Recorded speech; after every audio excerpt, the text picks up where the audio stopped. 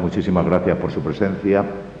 Miembros de la corporación, don Isabel Quintanilla y don Alfonso López Villalta, muchas gracias por su presencia.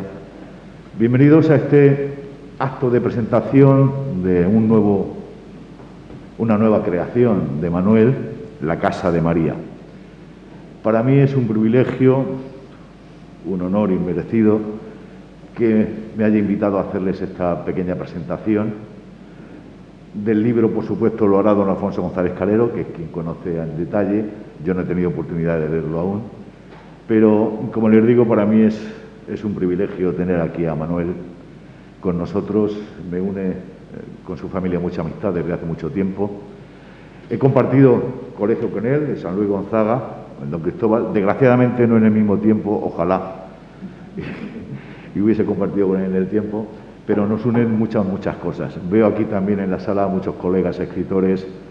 La verdad es que personalmente me siento orgullosísimo y creo que en nombre de Manzanares le puedo decir también a Manuel que nos sentimos orgullosos de él y de todos sus colegas escritores y creadores que tenemos en esta ciudad de Manzanares. La verdad es que a lo mejor me repito, pero Manzanares considero que es un planeta cultural en Castilla-La Mancha, y estoy convencido, porque en todos sus ámbitos, en todas sus parcelas, en todas sus secciones, la verdad es orgullosísimo, es un placer contar con tanta cultura y tan buena. Manuel ya es, no sé si es su cuarta o su quinta edición, es un referente ya en la escritura de Manzanares. Para quien no conozca, Manuel es doctor en Historia del Arte, es licenciado en Derecho, es profesor, es crítico de arte, es ensayista, ha sido redactor o lo es de Siembra, ha sido colaborador de la revista literaria Calicanto, en fin, tantas y tantas cosas y tanto que nos da y nos seguirá dando, Dios mediante, que le estoy de verdad eternamente agradecido. Del libro, como les decía, no le puedo comentar nada porque la posibilidad la he tenido ahora, pero sí que, si no les importa, le voy a leer unos párrafos que me ha causado sensación, porque esta mañana veía una crónica que le hizo la ABC, que es una crónica magnífica, pero es un detalle que si no lo tienen, me van a permitir. Dice: el neovelismo, y no me equivoco, neovelismo manchego, nuevo modo de velar las historias y los dramas contados. ¿Pero qué es velar? Pues velar es eso, lo contrario de revelar. Y dice: estamos ante un ejercicio de mancheguismo en una nada compleja histórica sociogeneracional de la Mancha durante el siglo XX. O se hace literatura o se hace sociología. Habrá quizás tópicos como la mujer fatal y la maternal, el don Juan, el poeta maldito, el viejo gastado, la beguina diabólica, la mujer despechada, en fin. Pero con cierto rigor puede decirse que nos hallamos ante una novela histórica, esto es, de posibilidad histórica, realizada o no, y de entresijos sociales y generacionales. A continuación les dejo con don Alfonso González Calero, que también tiene reminiscencias manzanareñas, y es el director de Almud Ediciones en Castilla-La Mancha, quien va a hacer la presentación del libro La Casa de María. Yo les voy a abandonar para que puedan quitarse la mascarilla y se sientan más cómodos. Muchas gracias.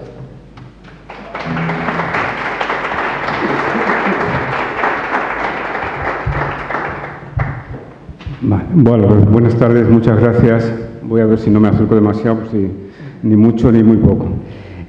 Más cómodo así, Cándido, muchas gracias por la posibilidad de poder hablar sin mascarilla, que es un elemento necesario, pero muy incómodo para estas cosas. Sí, como decía el concejal de Cultura, Cándido, tengo muy lejanas vínculos familiares con esta ciudad, con Manzanares, y es una ciudad que conozco poco, realmente poco. Yo creo que hemos venido un par de veces, siendo de Ciudad Real como soy, pues un par de veces solamente.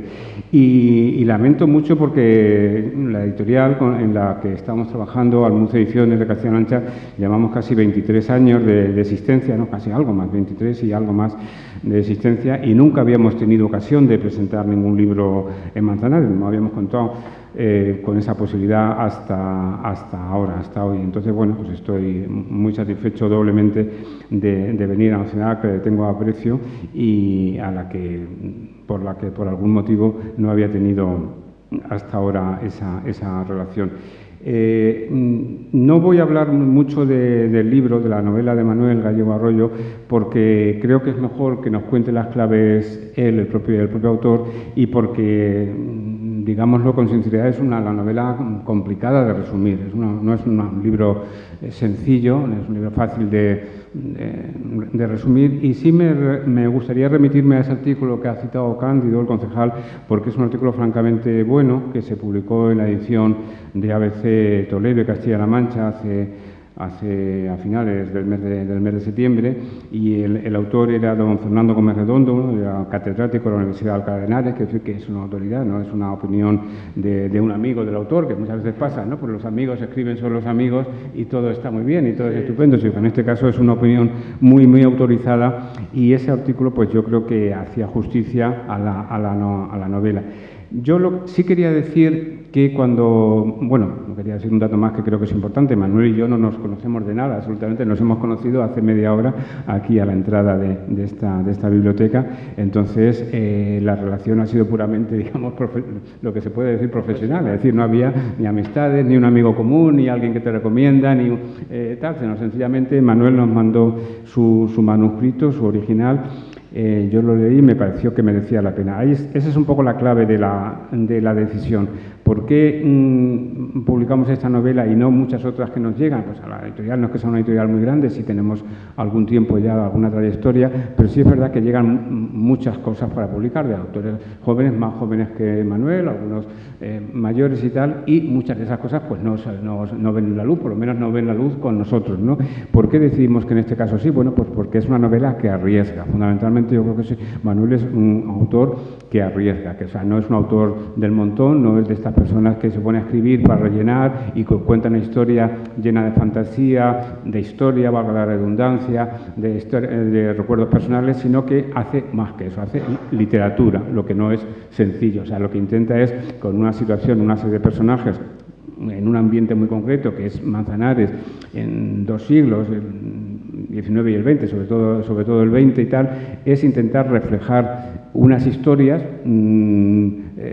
fingidas, reales, verdaderas, posibles, que se podrían haber dado o que él imagina como posibles, y entonces las ambienta en esta ciudad. Yo creo que lo hace, como digo, con valor y con riesgo literario. No es una novela sencilla. Yo creo, por eso tengo especial interés en que él luego nos dé algunas claves para, quizás los que no lo hayan leído todavía, que les resulte un poquito más fácil entrar en ese laberinto de la novela, porque hay muchas Marías, ¿no? Hay las Marías, las mujeres que se llaman María, pero también la saga de los Marías, etcétera. Entonces ahí puede haber ciertas confusiones y demás, y creo que es importante tener algunas claves para entenderla, ¿no? Y en ese sentido, por eso decía que yo, aparte que de no ser crítico literario, ni muchísimo menos y tal, sí remitía al artículo que mencionaba anteriormente, porque creo que da buenas perspectivas y buenas claves de entenderla. El artículo se llamaba Sorpresas y decadencia, y como digo, se publicó en la edición de ABC Toledo y Castilla-La Mancha, y su autor era Fernando Gómez Redondo. Yo quería decir un par de cosas más un poco sobre las editoriales como la nuestra, y luego un poco sobre el mundo de la lectura en general. El trabajo en una editorial pequeña, nuestra editorial, pues su razón de ser es estar enraizada y servir un poco a la comunidad de Castilla-La Mancha, cosa que es complicada porque es una comunidad, como ustedes saben, pues primero muy grande, muy extensa, un territorio enorme, no siempre bien comunicado, y con las personas que vivimos en este territorio, pues con poca conexión en unos con otros, ¿no? Hay núcleos en cada una de las provincias, e incluso ya no en cada una de las provincias, sino en cada uno de los municipios, de las villas, de las ciudades y tal, y hay relativamente poca, o yo diría que muy poca, comunicación. Es decir, no hay digamos, fenómenos o acontecimientos que den coherencia, que den unidad a la literatura en Castilla-La Mancha. No hay una publicación unitaria que dé salida a lo que se hace. En fin, yo creo que en ese sentido está casi todo por hacer y tal. Y bueno, pues lo que hacemos de una editorial como la nuestra, pues es intentar rastrear o intentar dar a la luz aquellas obras En este caso literarias, de creación literaria, pero también tenemos otras vías, pues, como biografías de personajes, como investigación, ensayo, historia, sociología, geografía, arte, etcétera, etcétera, relacionados siempre con la región en su conjunto o con alguno de sus territorios. Y por último tenemos una colección que se sale claramente del ámbito de Castilla-La Mancha, que es Biblioteca Añil Feminista, que dirige Oliva Blanco, que está aquí con nosotros, y que es una colección, como su nombre indica, de temática relacionada con la historia y con las reivindicaciones de las mujeres. Y que, por cierto, también hemos rescatado, aprovecho la ocasión porque es un libro que se acaba de publicar, a una autora feminista, con todas las comillas que queramos ponerla, del siglo XVIII, a una filósofa de Almagro, María Camporredondo.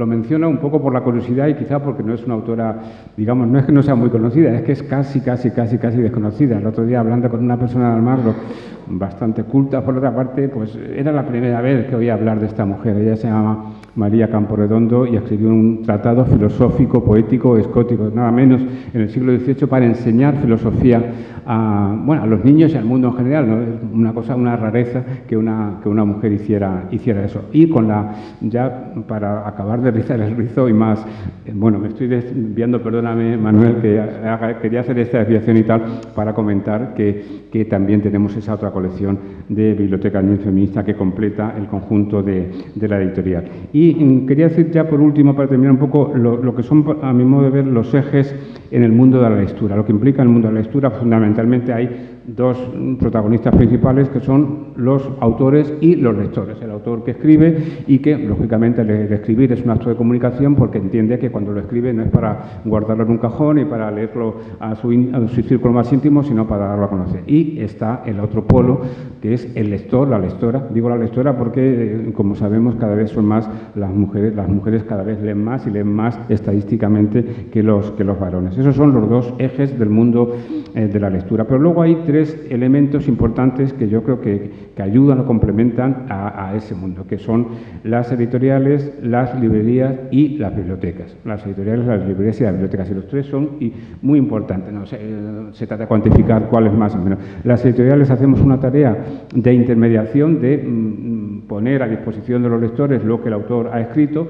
Intentamos hacerlo lo mejor posible, con la sencillez o con calidad, en fin, por lo menos que el objeto libro sea agradable, y que no sea demasiado caro. Ese es otro tema. Y luego, tanto las librerías como las bibliotecas lo que hacen es también dar salida a esas obras. Sin esos elementos no existiría el complejo del mundo de la lectura. Por eso yo creo que es importante apoyarlos y ser conscientes de que cada uno tenemos nuestro papel en ese universo, en ese mundo, y por tanto contamos. Nosotros tenemos una parte pequeñita, es decir, pero también entiendo que si no existiera la editorial, pues los autores estarían poco. Es verdad que hoy día pues Internet suple mucho y hoy día mucha gente publica en las redes y exclusivamente en las redes, pero yo por lo menos entiendo que los que nacimos en el siglo anterior todavía nos gusta el objeto libro, nos gusta tocar los libros, subrayarlos, por supuesto prestarlos, recuperarlos, etcétera, y eso es una magia que yo creo que no tiene la lectura en una pantalla, en un ordenador. Pero en fin, habrá gente que me dirá que no llevo razón y que lo moderno es escribir en las redes y a olvidarnos y tal. Y además es más barato. Es verdad que es más barato, pero yo creo que sigue teniendo sentido editar en libros en papel. Y bueno, pues como decía, la relación nuestra de Manuel y la editorial pues ha sido casual. Él, por alguna razón, pues confió en nosotros, nos mandó su libro, a nosotros nos gustó su libro y decidimos publicarlo, como señalaba al principio, porque es un libro que arriesga, no es una novela del montón en absoluto, es una novela arriesgada y difícil, y entendemos que eso es lo que merece la pena apoyar, que para libros del montón pues hay muchas otras opciones, y entonces pues bueno, cada uno que busque la salida que entienda que es conveniente. Así que en ese sentido, pues mostrar mi satisfacción. Estoy muy satisfecho de haber publicado este libro. Me gustaría que tenga por delante una buena trayectoria, una buena vida, que en primer lugar sus paisanos de Manzanares lo conozcan y lo difundan, y luego pues que se difunda también al resto de Castilla-La Mancha y al resto de España, porque siendo un libro ambientado aquí y teniendo unas raíces muy claras, yo creo que es un libro, una literatura universal que tiene valor, que puede leer cualquier persona de cualquier territorio, porque lo que cuenta es más hondo, más histórico y tiene más trasfondo que la anécdota puramente local. O sea que en ese sentido no es un libro local, lista, que solamente entendamos desde Manzanares, sino que es un libro que desde aquí se abre a algo más universal y más amplio, ¿no? Así que darte la enhorabuena, Manuel, por tu libro, agradecerte que hayas contado con nuestra editorial para darlo a conocer. Y nada, ya por último, pues desearte lo mejor con él y que nos cuentes ahora un poquito cómo ha sido la gestación y todo el proceso del libro. Muchas gracias. Gracias, Alfonso.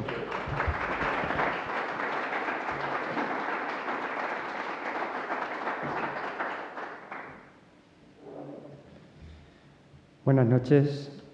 Pues una vez más aquí, me alegra enormemente, además, ver tantas caras conocidas, aunque, bueno, dentro de lo que es la localidad todos nos conocemos muy bien, ¿no?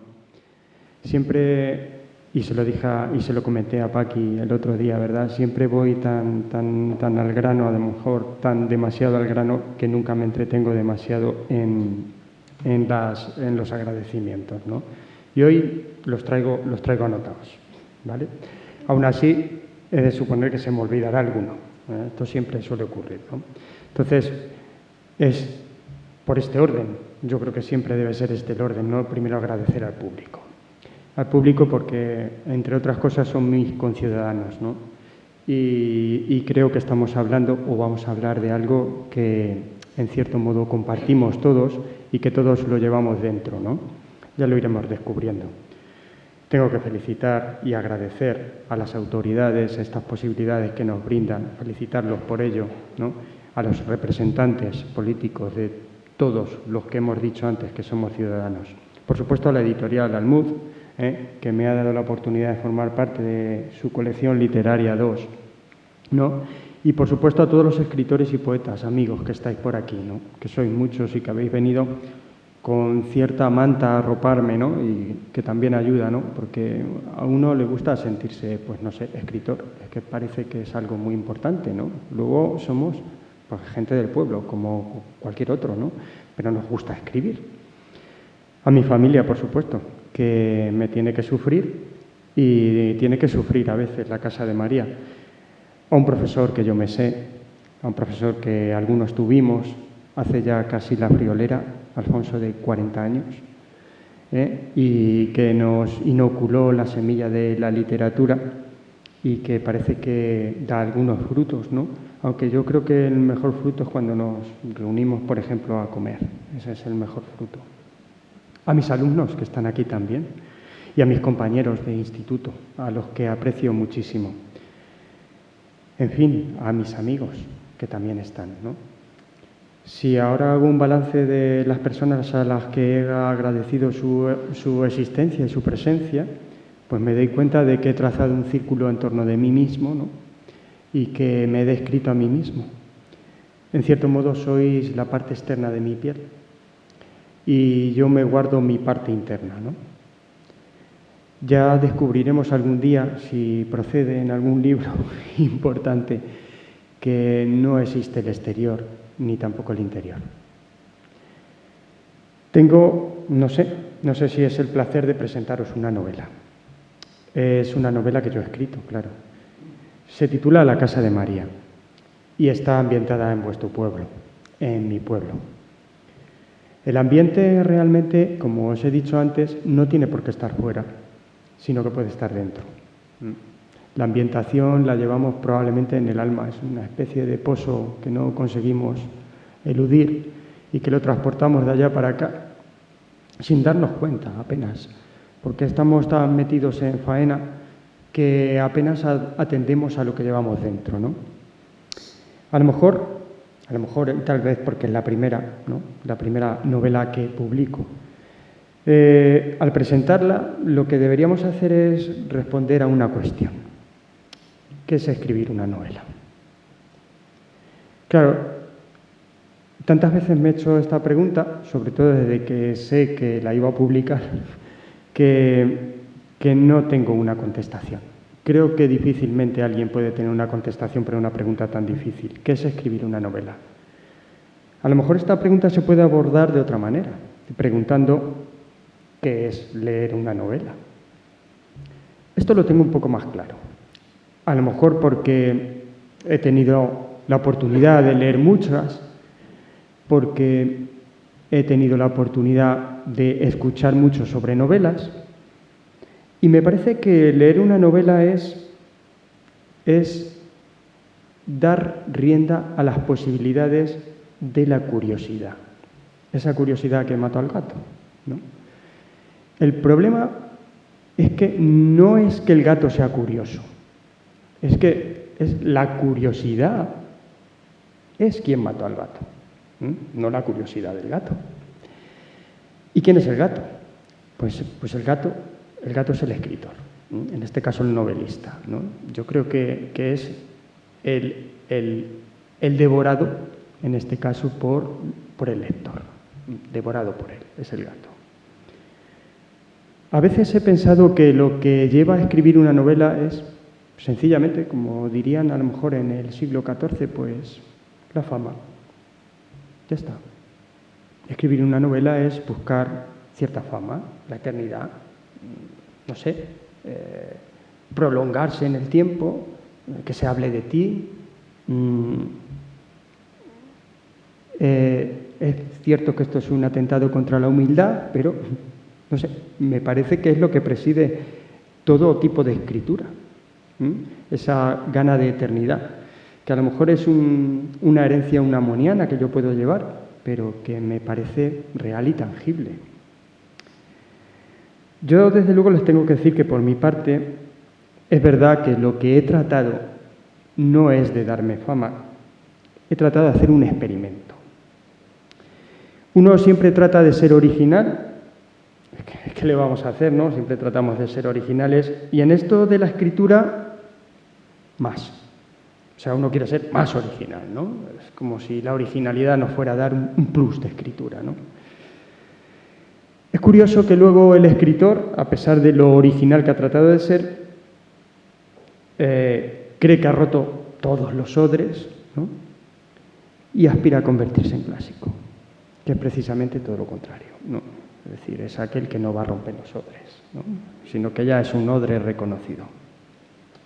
Bien, pues les tengo que hablar de mi experimento. O sea, en realidad, ¿qué quería experimentar? La verdad es que no cuando te pones a escribir la novela, porque no es el momento. El momento en el que te pones a escribir la novela es una historia que se viene a la mente y uno empieza a desarrollarla, a escribirla, trata de escribirla lo mejor posible, le puede hacer más hincapié en la expresión, en la historia. Como decía Cervantes, y esto es importante distinguirlo, una cosa es lo que se escribe, más o menos venía a decir, y otra cosa es cómo se escribe. Esta novela estaba muy empecinada en el cómo se escribe, no en lo que se escribe, ¿no? No es tanto la historia, sino cómo se cuenta la historia. Eso es lo importante de ella. Por eso digo que es un experimento. Y es un experimento que, como todos los experimentos, busca dificultades y solventar dificultades. Y por eso también es ingrata. Es ingrata para el lector. Es una novela exigente. ¿Qué es ser exigente? Bueno, pues como decía la propia crítica de Fernando Gómez Redondo, decía que es una novela en la que se aconseja al lector estar muy atento. Exige una atención, no es un pasatiempo, no es un mero pasatiempo, ¿no? Exige una constante atención, ¿no? Y de ahí, como nos ha hablado Candy, pues el neovelismo. O sea, la novela no trata de revelar la historia, sino que trata de velar la historia. Y velar es ocultar la historia. ¿Por qué? Siempre pensé que el narrador va de listo. Esto es así. El narrador controla todo. El narrador sabe todo lo de su personaje, cómo piensa, cómo siente, qué va a hacer, qué es lo que no hizo, qué dejó de hacer. El narrador es una persona normal y corriente que anda por las calles y conoce parte de las cosas, pero no puede conocer todo. Esa especie de narrador Dios no interesa en esta novela. Ha sido disuelto. Claro, si empezamos por disolver uno de los elementos esenciales de lo que es la narrativa, que es el narrador, pues la novela no puede ser sencilla. Solo sea por la rareza, solo sea por el hecho de que nunca nos hemos encontrado con una novela en la que el narrador hace crisis y no se escribe en primera persona, se escribe en tercera persona. El narrador se disuelve, por lo tanto, y queda incompleto. Es verdad que aquí, en el artículo reseñado, se hablaba de algo así como metanarrativa, es decir, una narrativa que va más allá de la narrativa. En algunas ocasiones da la sensación de que el narrador se ríe de nosotros. Cuando digo nosotros, me incluyo, porque el narrador a mí, por lo menos en esta novela, se me escapa. No puedo decir que yo soy el narrador de la novela. No tengo esa sensación. Para mí el narrador es otra persona completamente distinta. Si no les importa, les voy a leer un fragmento de la novela en la que, bueno, nos puede servir para explicar esto, ¿no?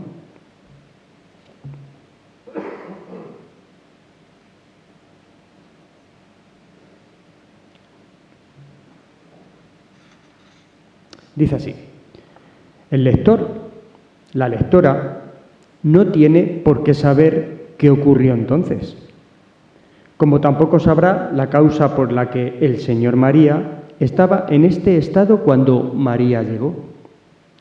Lo imaginaba, pero podría haber sido un accidente, el agravamiento de sus dolencias, o una ceguera momentánea, o simplemente una iluminación con su experiencia trascendente. O podría haber terminado así una inesperada pelea con el bate, o con un ladrón, o consigo mismo. ¿Sería tal vez la prolongación de un sueño y la prosecución de una alucinación? Por lo mismo, el lector no sabrá si María huyó al sentir deseos de abrazar al anciano y besarlo, estrecharlo entre sus brazos y definitivamente amarlo. Ni sabremos si aquel rijoso estúpido deseó el cuerpo tierno de la niña y apretó sus dedos con fuerza sobre su ternura.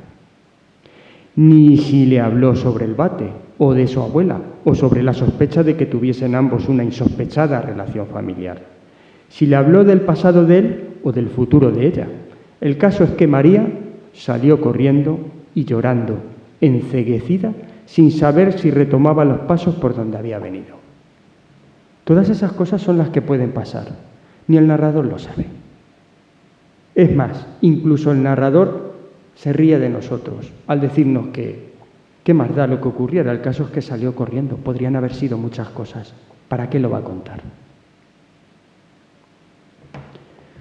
Si ya someter a tensión al narrador hace difícil la novela, pues se me ocurrió también poner en tensión a los personajes. ¿Qué es esto de que haya un personaje principal? Un personaje en torno al cual se desarrolla una historia. ¿Por qué? Si desaparece ese personaje, desaparece la historia. O sea, era una cosa que me llamaba la atención, ¿no? Es decir, ¿tiene que haber un personaje? Bueno, al final he visto que no he podido disolver el personaje y me han quedado tres, como la Trinidad, ¿no? En realidad hay tres protagonistas destacados. Uno es una tierna jovencita que se llama María, otro es un anciano echado a la mala vida, que es el señor María, de ahí que todo venga a ser María y se vaya compensando los Marías masculinos con los Marías femeninos, con las Marías femeninas que van a aparecer. Y otro es una bisagra, un intermediario, que es el que se denomina como el bate, ¿no? Que en algún momento, como poeta, es reconocido como Antonio García. Los personajes están descentralizados. Si uno de ellos faltara, faltaría la historia. Y no se puede decir que haya uno imprescindible. De manera que me daba por bastante satisfecho cuando conseguí disolverlos y además acabé queriéndolos. Finalmente, había que destrozar también un tercer elemento de la narrativa. Hemos destrozado, por decirlo de alguna manera, al narrador, hemos destrozado a los personajes y teníamos que desmenuzar también nada más y nada menos que la acción. Y esto ya pues es imposible, porque si en una narración no hay acción, pues evidentemente no hay narración. Es así. ¿Qué podía hacer? Pues no lo sabía. No lo sabía. Lo importante es buscar la atemporalidad. Tal vez trataba de buscar pues esa frase, ¿no, Paqui, con la que tú me acabas de intrigar, ¿no? De volver a la novela, ¿no? Era buscar donde acaba todo, en el presente eterno. Todo es una especie de presente eterno. La novela está llena de evocaciones. La evocación, no creamos ni los recuerdos, no creamos que son una cosa que están almacenadas ahí en nuestro pasado y de repente vamos al armario del pasado, las cogemos y hacemos uso de ellas como quien hace uso de una fotografía. Eso es, desde mi punto de vista, imposible. La evocación es simplemente una recreación de este momento. El recuerdo es una recreación de este momento. Solo existe el presente. Entonces, los personajes finalmente son atrapados por ese presente eterno, ¿no? Y esta es la destrucción de la acción que yo buscaba. Me satisfizo bastante, pero no sé realmente explicarlo. Tendría que reflexionar todavía mucho sobre ello, ¿no? Si ahora miráramos a cada uno de esos personajes, probablemente descubriríamos que, no sé, tal vez sean el mismo personaje. Tal vez sean la representación de un pueblo. Y tal vez su psicología sea el carácter, ese carácter oculto que todos llevamos dentro, porque existe el tópico. O sea, el tópico existe el alemán, existe el español teorador, existe la España de las sevillanas. El tópico existe. Otra cosa es que sea relativamente ficticio, pero existe. En esa disolución, para que se hagan una idea, pues también quisiera leerles un fragmento.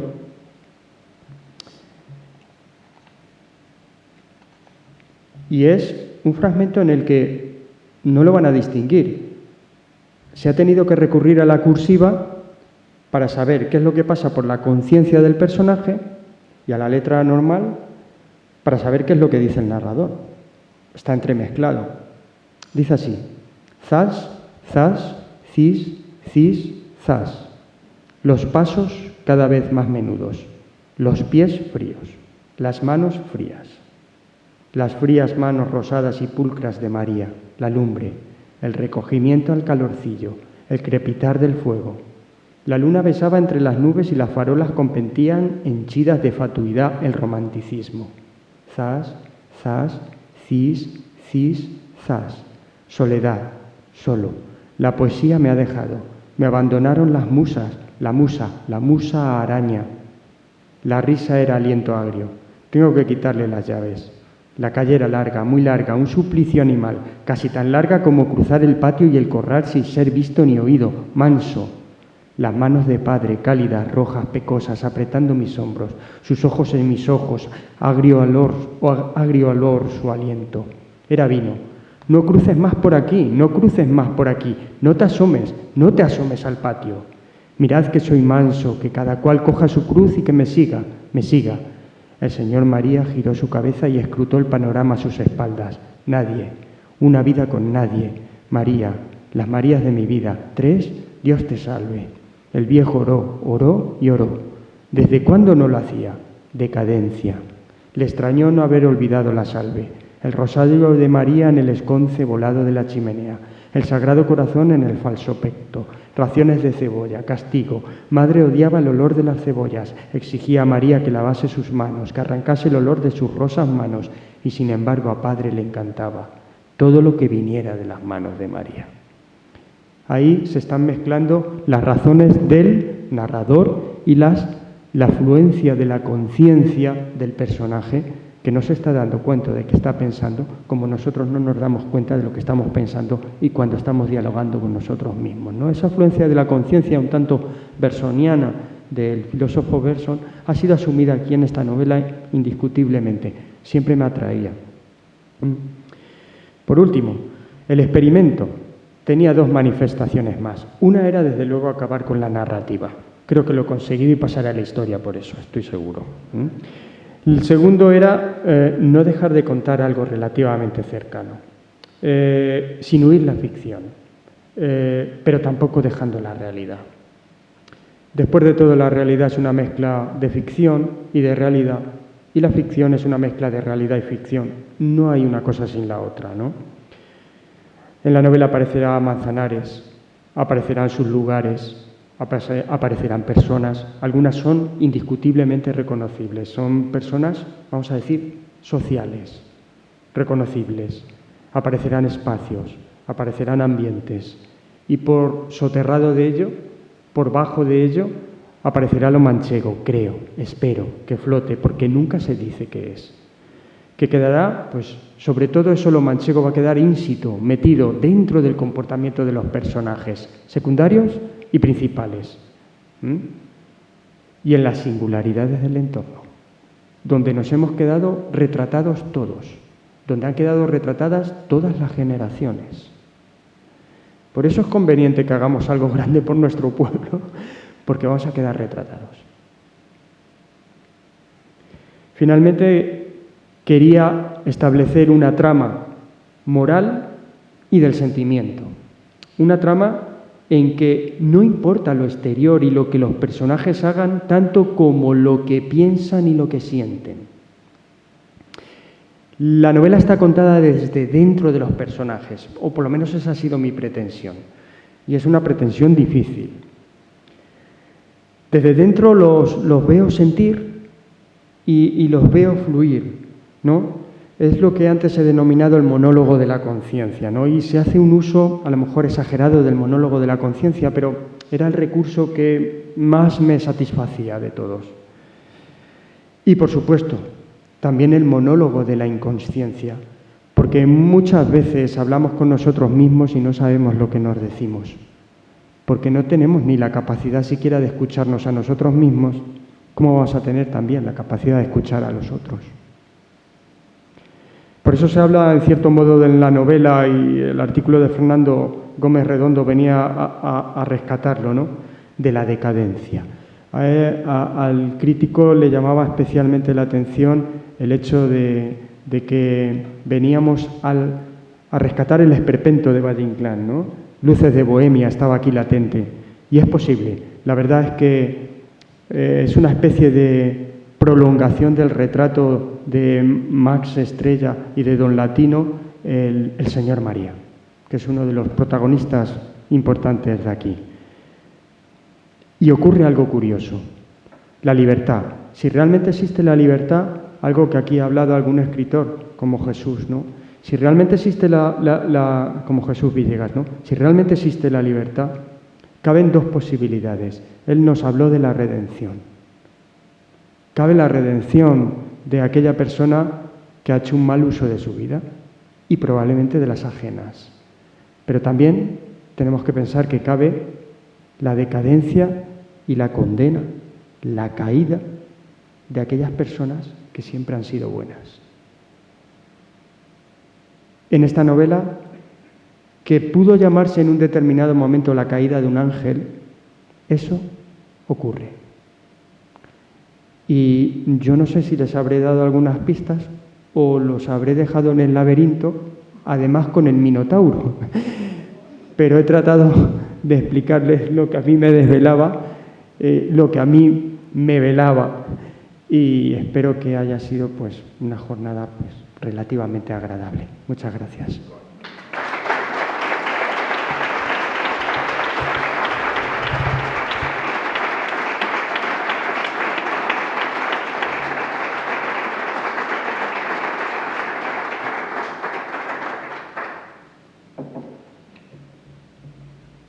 Bueno, pues si alguien quiere intervenir, que no lo tenga yo que decir, y pues puede hacerlo, claro. ¿Cómo te surgió la inspiración? Es que eso de la inspiración, como siempre decimos lo de Picasso, ¿no? No sé, vamos a ver. El vino yuntero es muy bueno. Yo creo que tenemos magníficas cooperativas también, ¿no? No lo sé, Cándido. La verdad es que es algo que viene.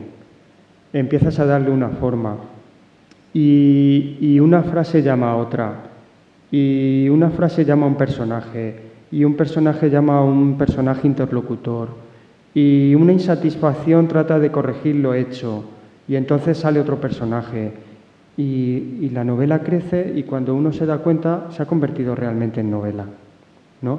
Porque siempre que se empieza, especialmente nosotros que somos, vamos a llamarlo amateur, ¿no? Por darle una patada al castellano, que somos aficionados. Pues nosotros los aficionados no tenemos ese don de poder levantarnos y meditar sobre lo que podemos escribir y cómo. Tenemos que ponernos y el día a día nos va conduciendo. Entonces, bien, es lo que hay, no hay otra cosa y al final sale. Lo importante es la fase final probablemente, que es donde se pulen cosas, se quitan flecos, se redondea todo, ¿no? Con el fin de que la novela vaya derecha hacia donde tiene que ir o donde te interesa ir, que probablemente Jesús Villegas también nos habló, ¿no? de las novelas ovíparas y de las vivíparas. Esta es vivípara, ¿no? Esta es de las que van saliendo, no de las que se han preparado y se han estructurado, ¿no? Y ha ido saliendo. Pa' aquí. Los debates de Virgen María, algo así como que las distintas generaciones les falta el querer a la tierra o algo así, y que la diferencia entre su generación y la de María es que ellos se quedaron y ella probablemente se vaya. Bueno, entonces ahí pues también me imagino que también es una reflexión suya y no sé si coincide con ese pensamiento. Es una reflexión mía y a veces la veo muy real. Dedicado a la educación, pues a lo mejor el Bate sería de mi generación aproximadamente y se quedó en el pueblo, como la mayoría de los de mi generación, la mayoría vamos a decir, que ya estaba empezando a ser obligada a irse. Esto no quiere decir que se tengan que ir de Manzanares, es que algo está cambiando en la sociedad que afecta a estos pueblos, indiscutiblemente, y es que la juventud enriquecida vuela. En el instituto nuestros mejores alumnos vuelan, no vuelven al pueblo. Y esa es la generación que viene detrás de mí, que es la generación de María, ¿no? Y el Bate, claro, les acusaba en cierto modo. Sí, yo tuve la oportunidad de estudiar en Madrid, hice ciertas cosas, pero quería mi tierra, quería mi pueblo. Yo estaba deseando volver a mi pueblo, decía el Bate, ¿no? Y volvió, ¿no? Tuvo un par de experiencias traumáticas con Madrid, ¿no? Y regresa a su pueblo, sin nada. Mientras que los jóvenes, la siguiente generación, está pensando en cuándo se podrá ir del pueblo. Sí. Y eso pasa a cierta edad, las que tienes ganas de salir y alejarte. Ahora hay más posibilidades en el mundo global y eso es mucho más fácil. Y por otro lado también, las posibilidades laborales, profesionales de los pueblos pues son muy limitadas. Claro. Es decir, que ya no es por la diferencia entre una generación y otra, por el sentimiento de cada persona, sino porque el mundo ha evolucionado, porque en la época de la juventud, luego mucha gente que también le gustaría volver. Claro. Lo echa de menos. Yo pienso, Julián Gómez Cambronero y Teresa, que a ellos les hubiese encantado volver a España. Indiscutiblemente. Y Manzanares siempre lo han llevado el alma. Sí, pero él pertenece a mi generación. Sí, pero yo creo que ahora también en la gente joven, de entrada, nos pasa lo que es una cosa. Sí. Cuanto más lejos nos vayamos, mejor. Pero no quiere decir, vamos, no lo sé qué pasará. Los tiempos son muy distintos. Entonces, ese es el debate generacional que hay ahí. Yo no comparto del todo la opinión del Bate. Tampoco creo que todos los jóvenes estén deseando salir, ¿no? Pero los tiempos lo exigen. Eso.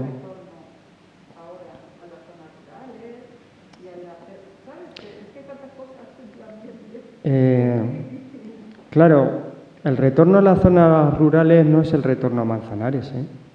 Es una cosa muy distinta, creo yo. Y es cierto.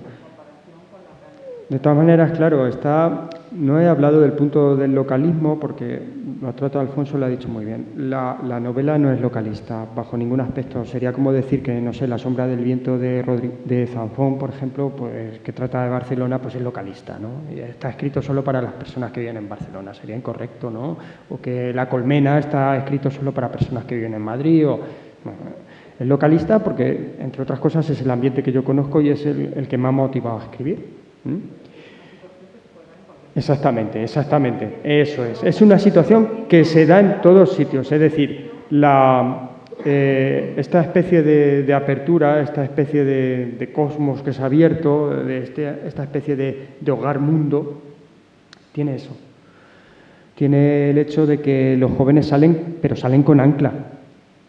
Salen con ancla y anclan fuera. Y pasa Manzanares como pasa en todas las localidades, sí, ciertamente. Pero pasa.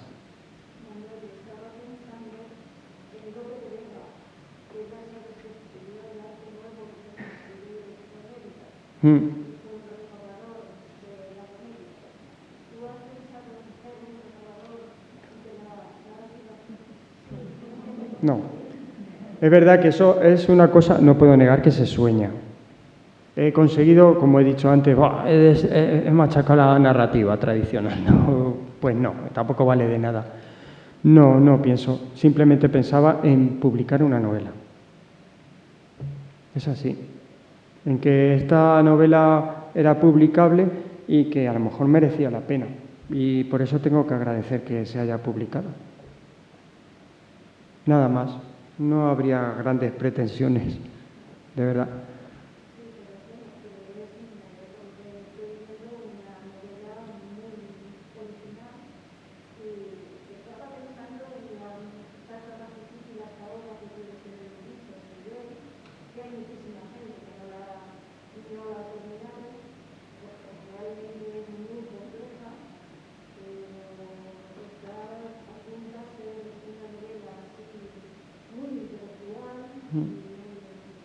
De hecho, el Ulises de Joyce es uno de los paradigmas de esta novela. Es uno de los paradigmas de esta novela, sí.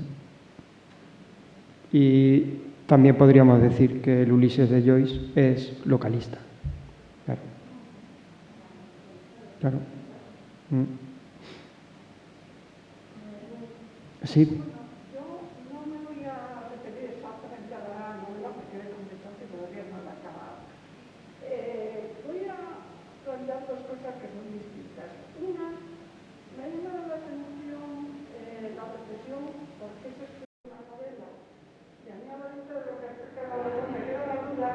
Si se hace por una especie de coquetería o se hace por una especie de coquetería en esa filosofía del derribo de toda la narrativa tradicional, o si se hace por una especie de pecado de orgullo en el sentido de reminiscencias religiosas. A mí me parece un rey que se revela contra el Dios omnisciente. Entonces, no sé en qué ángulo se sitúa. Y después lo que me ha interesado es lo que se está planteando de si los jóvenes tienen futuro en pequeñas localidades, o sea, el tema de lo local y lo universal. En los años 70 había un opúsculo que se hizo famoso que se llamaba Los Pequeños Hermosos, que lo local puede ser lo más universal y lo más global del mundo. Y a mí me da la impresión que lo que está viendo ahora es un movimiento de vuelta a lo local desde una postura universal. Estoy pensando en una novela como la de Ana y Simón, que es una reivindicación de lo local, entre comillas, pero a mí me parece plenamente universal lo que él plantea. En este sentido me parece más que estamos en un momento más positivo que hace 15 años, cuando yo estaba en la enseñanza en Madrid. Yo soy estudiante, pero daba clases en Madrid, yo quedaba asustada porque mis alumnos no querían salir de su barrio, su gimnasio, sus amigos. Ahora me parece que están impelidos en una doble dirección. Por un lado, a irse al extranjero porque no tienen trabajo, o a otro, a ver esos amigos, ese gimnasio, ese local, desde otra perspectiva no tan paleta como a mí me parece aquella, sino como una opción universal. Y bueno, más. Gracias. Sobre lo segundo, yo creo que sí. Lo que denominamos no localismo, porque si tuviéramos que decir que toda la generación del 98 es localista, pues mal iríamos, ¿no? Pero sí se tiene que volver a los entornos sencillos, a los entornos de la rutina, a los entornos de lo que no es a priori novelable. O sea, porque no se puede desarrollar una historia en Manzanares, en Membrilla, en cualquier sitio, ¿no? En cualquier sitio surge la historia. Respecto de lo primero, la novela evidentemente no quiere ser luciferina, vamos, no pretende ser destructiva. Yo es una explicación que he dado, yo quería cierta experimentación, porque al final no se consigue nada, no hay nada nuevo bajo el sol, o sea, no hay nada nuevo. O sea, lo que aquí se ha hecho está ya inventado seguro. Pero sí es verdad que las novelas tampoco son para no decir nada, no son gratuitas. Reconozco que yo pertenezco a una determinada generación que nos han dado todo. O sea, nos han dado la libertad, nos han dado un cobijo, no estamos en la intemperie y no estamos sabiendo administrar lo que hemos heredado. Hay otras generaciones que sí, que se han visto obligados a escribir novela no por el prurito de decir, bueno, vamos a destruir la narrativa, ¿no? Sino por combatir, por ganar la libertad. Pero eso a mí me queda ya lejos. Ahora yo veo que no sabemos administrar la libertad. Y eso es algo que está aquí, en el sentido de que podría haber caído un ángel, o que cae.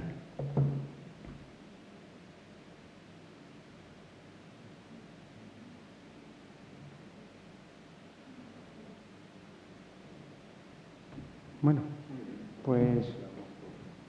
Yo creo que hemos pasado un rato, hemos aprendido cosas y yo creo que nos has hecho ver que había cosas detrás, que hay cosas detrás de la novela, sí, que no es un ejercicio de estilo simplemente, que hay más chicha. Se pretende.